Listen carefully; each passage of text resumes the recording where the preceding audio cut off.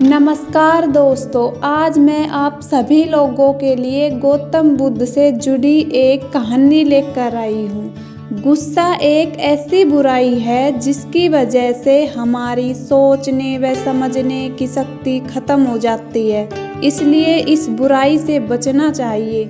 जब एक ही समय पर दो लोग गुस्सा हो जाते हैं तो विवाद बहुत ज़्यादा बढ़ जाता है।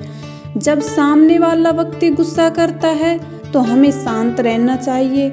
ये बात हम गौतम बुद्ध के एक किस्से से समझ सकते हैं। एक व्यक्ति हर रोज गौतम बुद्ध के उपदेश सुनने आ रहा था। वह बुद्ध से इतना ज़्यादा प्रभावित हो गया कि वह तय कर चुका था कि अब उनकी सेवा में ही रहेगा। वह भिक्षुक बन गया।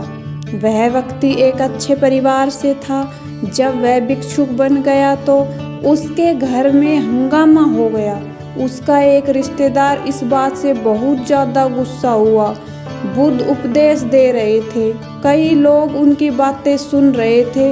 उस समय वह व्यक्ति गुस्से से बुद्ध के पास पहुंचा और गुस्से में व्यक्ति ने चिल्लाना शुरू कर दिया और वह बुद्ध को भला बुरा कहने लगा। जो लोग बुद्ध के उपदेश सुनने के लिए बैठे हुए थे वे बेचैन हो गए। गुस्से में वह व्यक्ति बुद्ध को गालियां भी दे रहा था। गाली देने वाला व्यक्ति थोड़ी देर बाद थक गया। तब बुद्ध ने उससे पूछा कि आपको जो कहना था वह आप कह चुके हैं। उस व्यक्ति ने कहा कि हाँ, मैं कह चुका हूँ। बुद्ध बोले कि जब आपके घर कोई मेहमान आता है तो आप क्या करते हैं? उस व्यक्ति ने कहा कि हम मेहमान का स्वागत करते हैं, उसका स्वागत करते हैं। कोई नादान ही होगा जो अतिथि का सत्कार नहीं करेगा। बुद्ध ने फिर पूछा कि आपके घर जो व्यक्ति आता है आप उसे कोई भेंट देते हैं, और अगर उसने स्वीकार नहीं की तो वह चीज़ कहाँ जाएगी? व्यक्ति ने कहा कि वह चीज़ हमारे पास ही रह जाएगी। बुद्ध बोले कि आप मेरे अतिथि हैं, आपने मुझे जो सौंपा है वह मैंने स्वीकार ही नहीं किया। जितने अपशब्द और गालियाँ आपसे मुझे दी है मैंने स्वीकार नहीं की, तो वह किसके पास गई? आपके पास ही रह गई।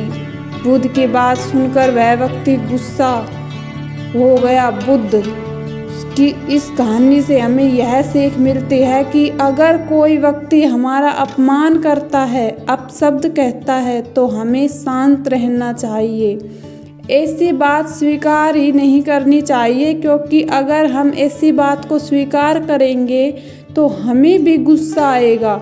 सामने वाला व्यक्ति गुस्सा करके खुद का नुकसान कर लेता है, वह भी गुस्सा करेगा तो हमारा भी नुकसान हो जाएगा। इसलिए हमें गुस्सा को काबू करना चाहिए और दूसरों के गुस्से का सामना शांति से करना चाहिए।